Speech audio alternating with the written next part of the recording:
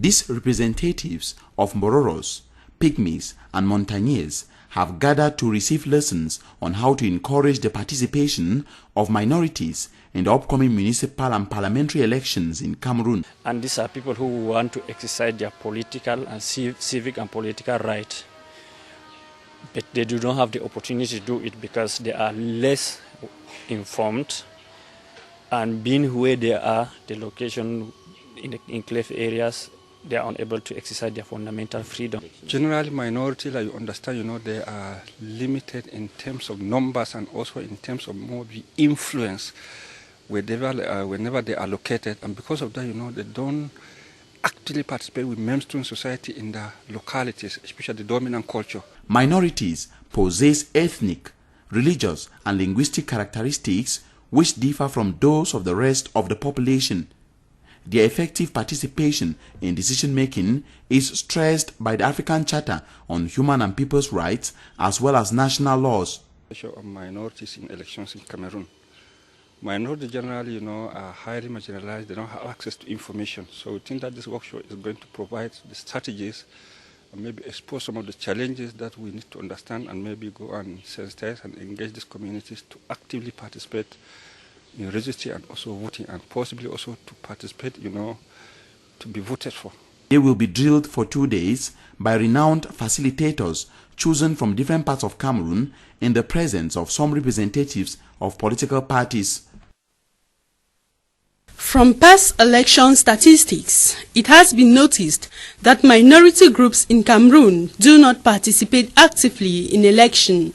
Members of the elite of 3 minority groups in Cameroon, the Bororo, the Pygmies, and the Montagnais of the far north, have taken upon themselves to educate their kin and kith on the importance of taking part in elections, beginning with the upcoming municipal and parliamentary elections. During previous election, some minorities lose their privilege of one-party system, but many have reinforced their position, controlling in the local arena. I think that the good step for democratization will be to send Mbororo at the National Assembly. To the organizers, the time has come for the minority to be part of decision-making. In this light, during the 2-day workshop, emphasis will also be laid on the rights of the minority and what the law prescribes as far as minorities and the new electoral code is concerned. The board chair of ELECAM, Dr. Samuel Fonkam Azu, lauded the initiative and thanked the organizers for supporting them in their duty to sensitize the minority groups on the importance to register, vote, and become an important statistic. So without much ado, where I come from in Pygmy, we have lots of... Your one vote.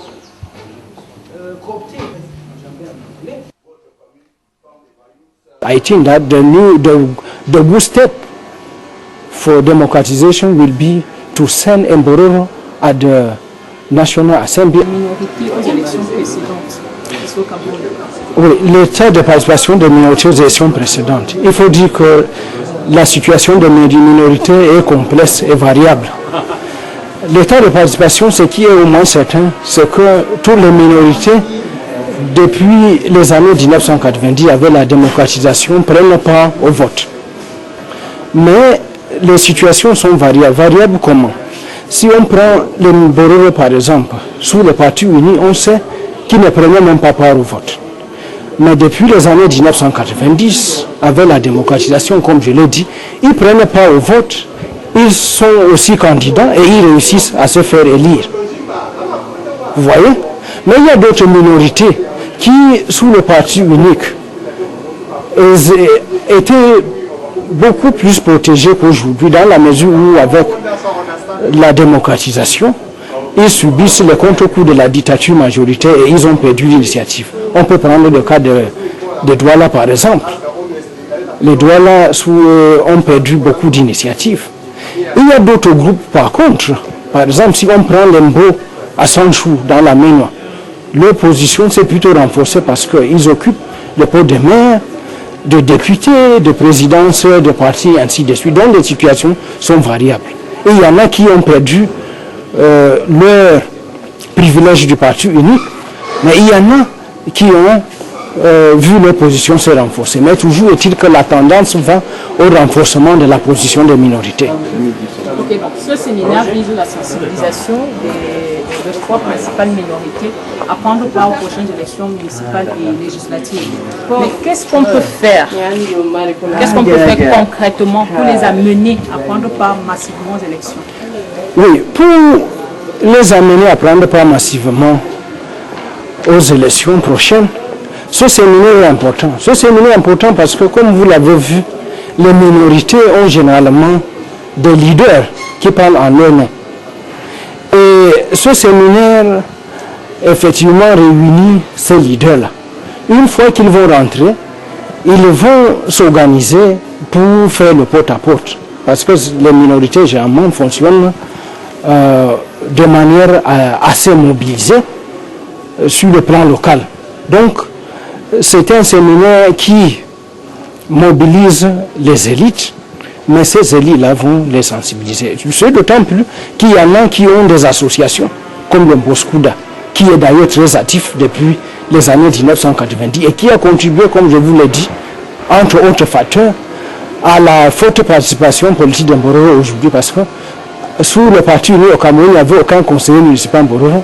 Aujourd'hui, il y en a, même si il faut encore franchir un autre cap lorsqu'on aura un Mbororo à l'Assemblée nationale. On saura quand même que notre pays a gagné un jalon important dans notre processus de démocratisation. Et pourquoi avoir attendu aussi longtemps pour organiser un tel séminaire? Je crois qu'on n'a pas, on n'a pas attendu longtemps. Il faut toujours un contexte et un prétexte. Et le prétexte, ce sont les municipales et les législatives qui pointent à l'horizon. Cela a servi quand même de prétexte pour mobiliser déjà les gens, mais aussi pour mobiliser, je peux dire, les soutiens pour qu'un tel séminaire puisse avoir lieu. C'est à moi de vous remercier.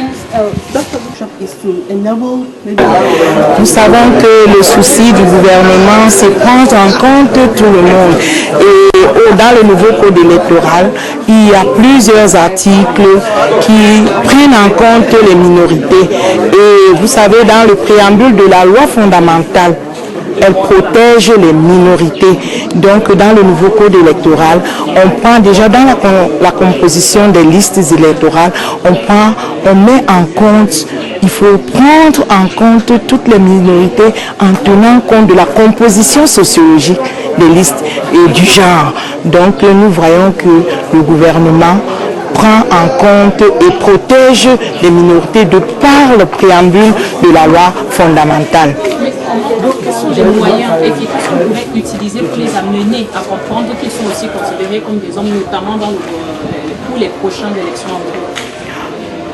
Déjà qu'il n'y a pas de discrimination au niveau du gouvernement.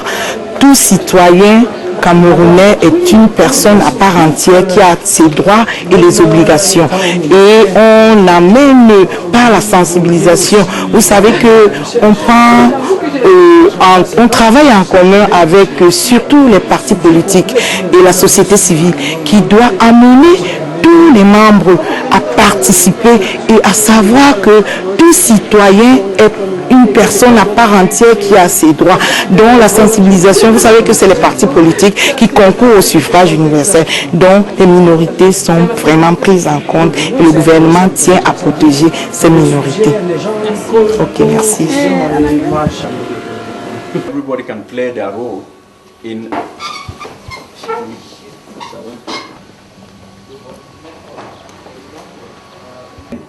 who is here in her personal capacity, but she's Chief of Service, United Nations.